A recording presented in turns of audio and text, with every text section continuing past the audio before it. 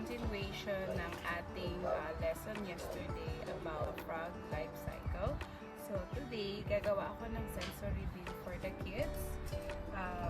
Mag-create tayo ng small pot dito.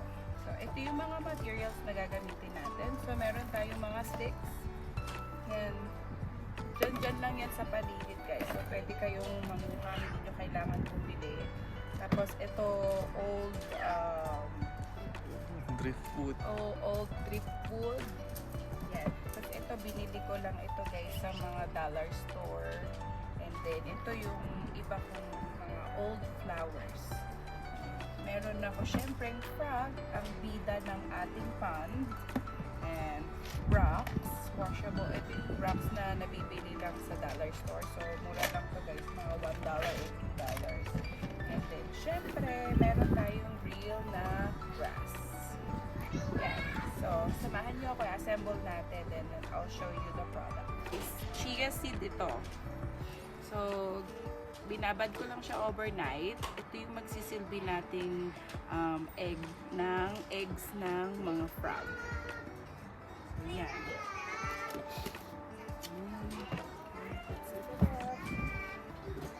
Set up na natin. So, madali lang to, guys. Napakadali lang. So, set up nyo lang, assemble nyo lang yung mga loose parts nyo.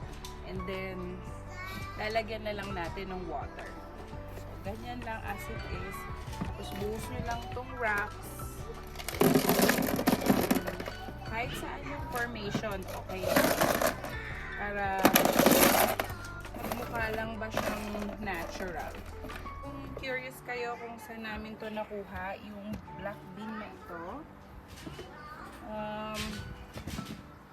nakuha namin to sa Home Depot. Right, Daddy? Yeah. Yeah. Etong bean na to, nakuha namin ito sa Home Depot. Yan, sa Home Depot yan nabibili. Tapos itong container, itong lagayan niya, DIY lang to, guys. So, mahanap nyo yung resources ko about this pond in Pinterest. Marami dyan sa Pinterest, sa Google. So, mag-search lang kayo. So, I do not own the whole idea, guys. Kinuha ko lang din siya sa Google at sa Pinterest.